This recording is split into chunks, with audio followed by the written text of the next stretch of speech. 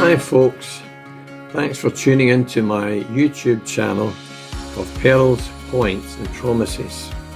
And I hope as you watch this little video, you'll be blessed, encouraged, maybe even challenged by what you hear or see. The title of this video this time is Not Once But Twice. Not once but twice. And I was thinking about that gave me the whole theme of this video, which is listening to God or listening for God.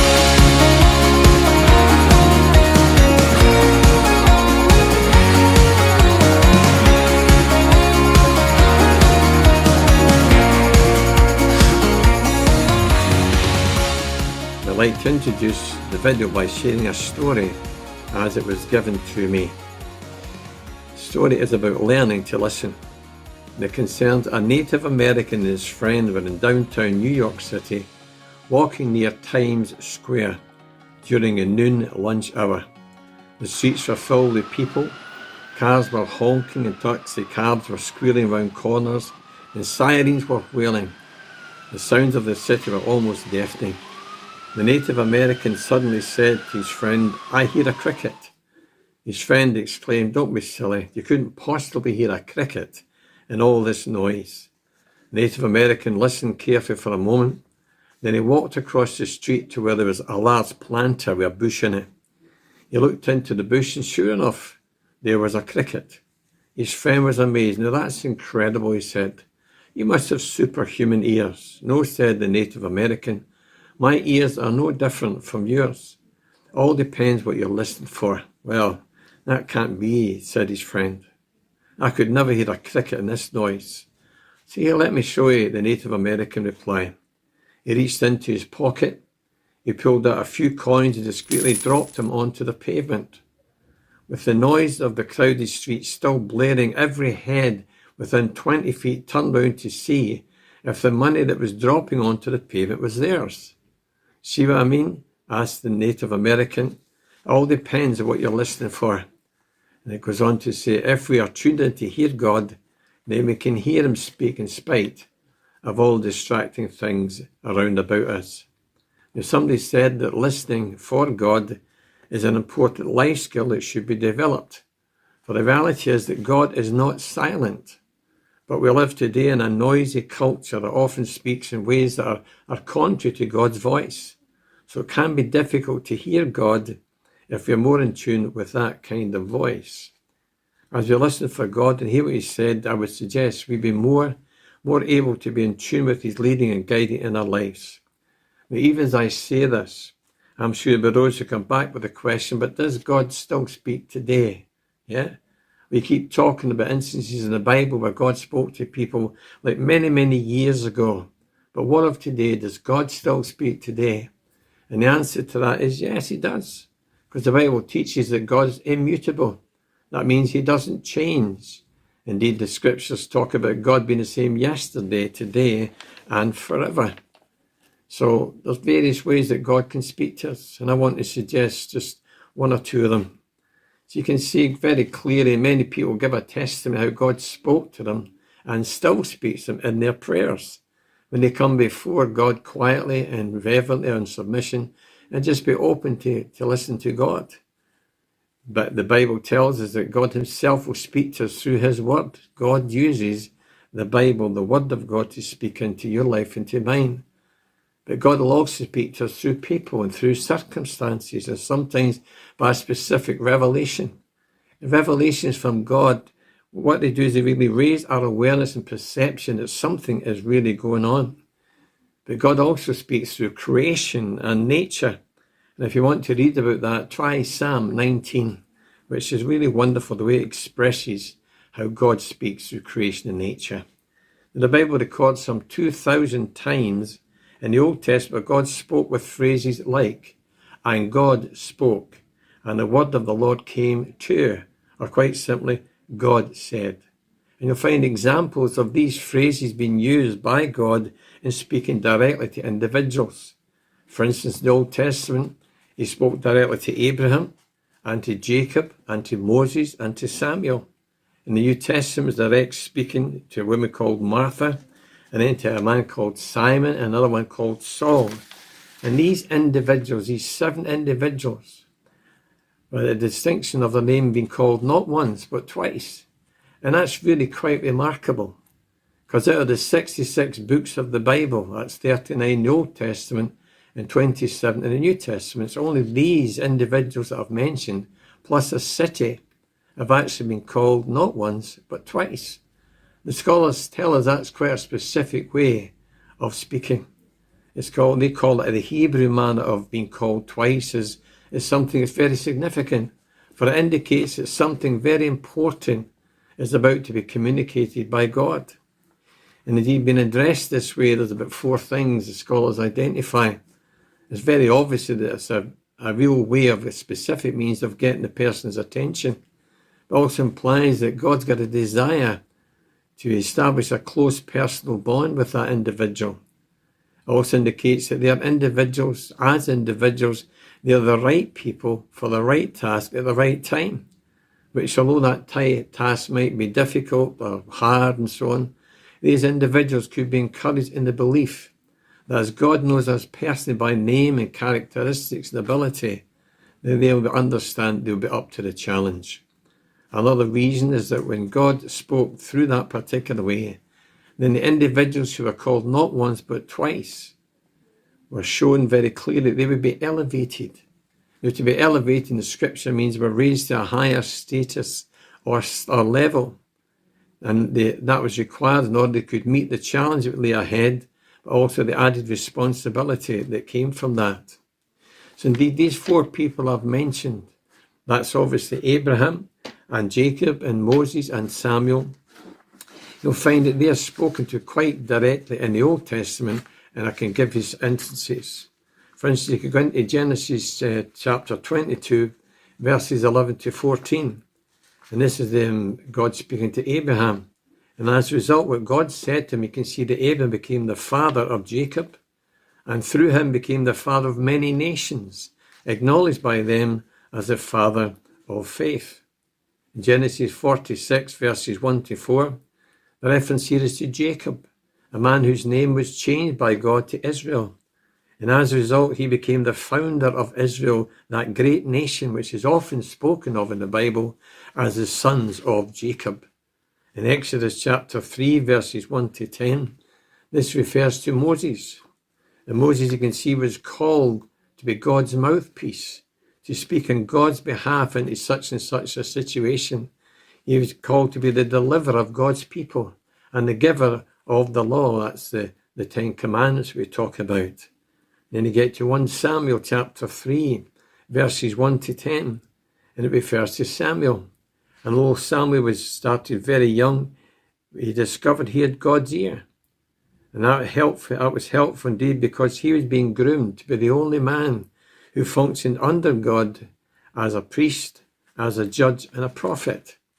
When you get into the New Testament, in Luke chapter 10, verses 38 to 42, the references to Martha, this woman that Jesus spoke to. And she had been taught not to be too busy being concerned about many, many things at any one time, but to seek that which is more important. Luke chapter 22, verses 31 to 32, the reference here is to Simon Peter, a man who learned to rely on Jesus as a friend, as a disciple, as an apostle, instead of relying upon himself and his abilities. In Acts chapter 9, verses 4 to 5, we've got the man called Saul, Saul of Tarsus. He was changed from being a persecutor of Christians to become one who taught them the truth. And as a result of his ministry in declaring the word of God, he founded a number of churches. When you get to Matthew 23, 37 to 39, the reference here is to the city, the only city in the Bible that was raised to such a provenance by being called out twice. Now, while it'd be good for me to speak to each of these individual situations and the effect of what it was like to hear from God, the reality is that time doesn't permit, so perhaps I'll come back on another occasion. But for a few minutes, I'd like to focus upon Samuel, because we've got a record of his lifetime experience of listening, responding to the word of God, and very clearly it bore much fruit in his life, and also that of other people about him. So I'm picking up Samuel's story in 1 Samuel chapter 3, where he's now, according to the scholars, an early teenager. That is, he's somewhere about 13 to 15 years of age. And daily he's occupied in putting into practice all he's learned from Eli. That's regarding the rituals, the religious observances, and the worship practices of the temple. And when you read the story in 1 Samuel, you'll find that Israel by that time had developed a severe case of selective hearing. I'm sure that many people know what selective hearing is about. There's a lot of things have been said, but we'll all be very selective in what we choose to respond to, etc. So to hear or to see what that looks like, read Isaiah chapter 6, verses 9 to 10. And you can see it regards Israel. At that time they had the law, they had the prophets, they had the promises given to Abraham. But those tasked with the preaching and teaching of the word of God were not doing their job. And you can read 1 Samuel chapter 2 and see the reality as Eli was falling down in his function, his role as a priest. He had actually allowed the sinful disobedience and lack of respect of his two sons, Hophni and Phinehas, to develop to the stage where verse 12 of that chapter 2, it says they had no regard for the Lord. They decided to do their own thing and engage in all sorts of, we would call it, inappropriate behaviour. If you look at 1 Samuel chapter 3 verse 1, it says this, and the word of God was rare in those times. And that tells that God had stopped speaking to the people because of the refusal to hear and to listen to what he was saying. And it was into that kind of situation that Samuel came. And he was God's man for the occasion. He was a called out twice servant to change the alienation and resistance in people's hearts to a fresh discovery and reconciliation with God.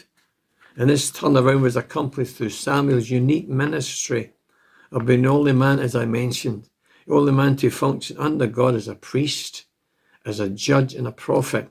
And it's wonderful to read this story and to see how each of these were developed and what he did in that role. You can go on to read 1 Samuel chapter 3, 19 to 21.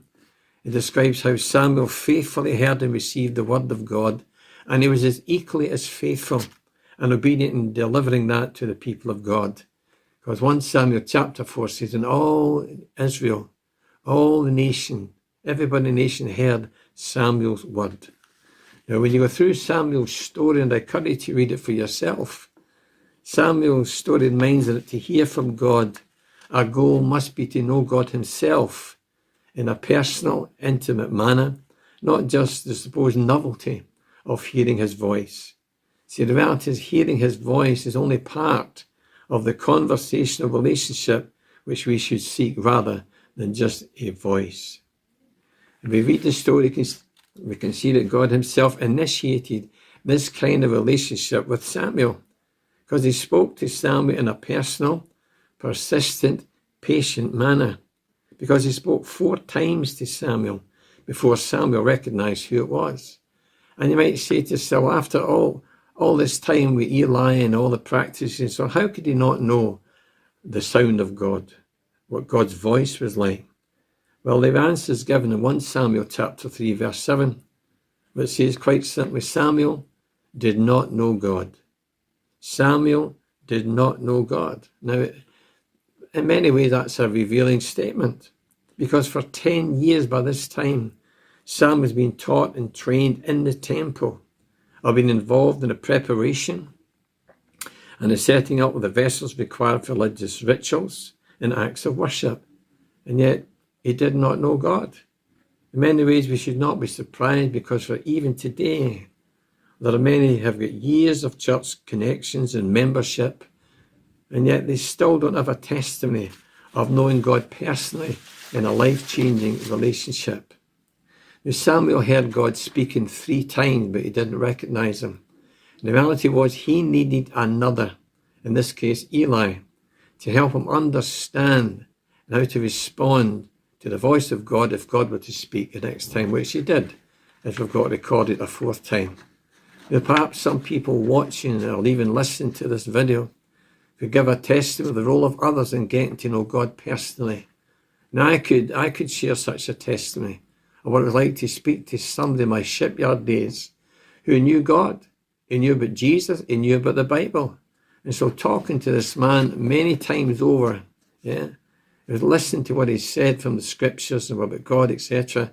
That really opened up my heart and mind to the degree I wanted to hear for myself. I wanted to be able to respond to the invitation of the gospel, to enter into the life-changing relationship with God through faith in Jesus Christ as my personal Saviour. So in Samuel's case, as a result of Eli helping him, Samuel learned.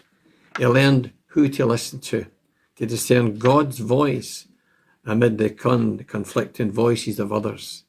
He learned how to listen, and he did so with humility and submission. And he learned what to do after listening, after hearing what God's voice was. He was called to be obedient, to deliver the message to the people. And all of this, as you might imagine, was necessary in order to sustain his long ministry of bringing the word of God to the people. I need to bring this wee video to a close and hope that something that I've spoken about and referred to has been helpful. Perhaps for the first time, or somebody might want to experience the kind of relationship I've talked about, the relationship that God desires us to have, that through Jesus Christ, his personal, intimate relationship, and that can come to you. You might need the help from somebody else at the time, but it can be open to you. So bye for now. I appreciate if you could hit the subscribe button or maybe even a thumbs up. So bye for now.